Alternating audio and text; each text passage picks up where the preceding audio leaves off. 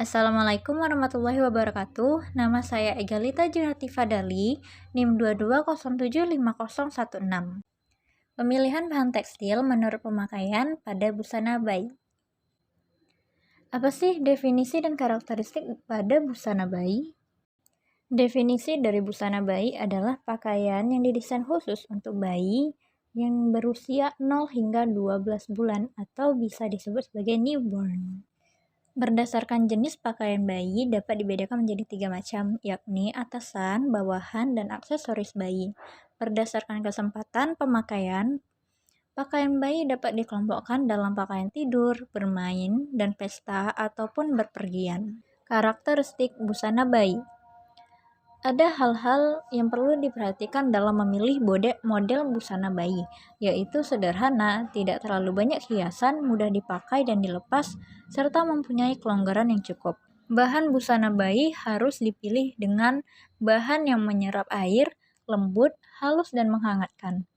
Memilih busana bayi harus dilakukan dengan sangat hati-hati, karena kulit bayi masih sangat sensitif dan rentan terkena iritasi, agar tidak mengganggu pertumbuhan dan perkembangan bayi tersebut. Tips memilih busana bayi. Yang pertama adalah bahan yang mudah dicuci. Apabila pakaian bayi cenderung sulit untuk dicuci, maka waktu yang Anda perlukan untuk mencuci pakaian jadi lebih lama, dan bayi bisa kehabisan pakaian. Yang kedua, bahan yang ringan. Memilih pakaian yang ringan akan membuat bayi lebih nyaman dan risih saat mengenakannya. Pakaian bayi yang dibuat dari bahan yang ringan akan memudahkan ibu saat mengganti pakaiannya. Yang ketiga, bahan yang kuat. Agar pakaian bayi dapat digunakan untuk waktu yang lebih lama.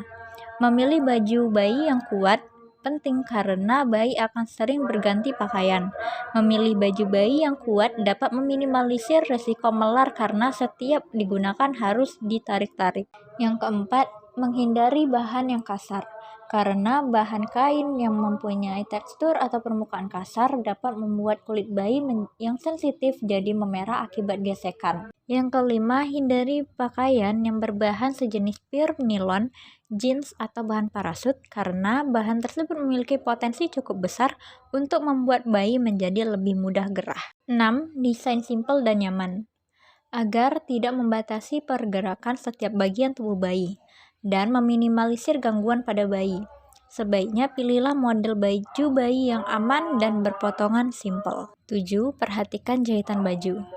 Apabila ada jahitan baju yang kasar atau kurang rapi, akan membuat bayi tidak nyaman, iritasi, hingga membuat kulitnya menjadi lecet. 8. Perhatikan dengan seksama setiap detail dan bagian dari pakaian bayi, seperti kancing baju, potongan bahan kain, gumpalan kapas, bahkan benang yang digenggam oleh bayi. Apabila dimasukkan ke dalam mulut, akan berpotensi membuat bayi menjadi tersedak. 9. Beli ukuran yang lebih besar agar pakaian tersebut bisa digunakan lebih lama. 10. Warna dan corak pakaian. Warna sebenarnya mempunyai arti tersendiri bagi jenis kelamin bayi. Tapi kalau mau gampang, pilih saja pakaian bayi dengan warna netral supaya lebih mudah dipadu-padankan. Sementara untuk corak pakaian bayi, pilihlah yang kecil dengan motif bintang, geometris, orang-orangan, bunga, dan sebagainya. 11. Hindari velcro dan resetting agar tidak terasa kasar dan akan melukai kulit bayi. Dan hindari pemakaian resetting jika tidak terpaksa. Kalau mau aman, pilihlah pakaian yang bukaannya berupa kancing. 12. Utamakan kualitas daripada kuantitas. Karena sebagian besar kulit bayi membutuhkan kualitas tekstur kain yang bagus. 13. Perhatikan label pencucian agar tahu bagaimana cara menjaga kebersihan pakaian bayi dan menjaga kualitas bahan pakaiannya. Bahan kain untuk membuat pakaian bayi. Yang pertama adalah bahan katun. Katun yang dipilih adalah katun kaos karena ada elastisnya. Karakteristik yang fleksibel bertujuan agar bayi lebih leluasa bergerak tanpa perlu khawatir akan terhambatnya pakaian yang dikenakannya. Bahan katun campuran bahan polyester sesuai sebagai bahan utama pembuatan baju dan celana bayi. Sifat bahan katun yaitu lembut dan baik untuk menghangatkan tubuh bayi.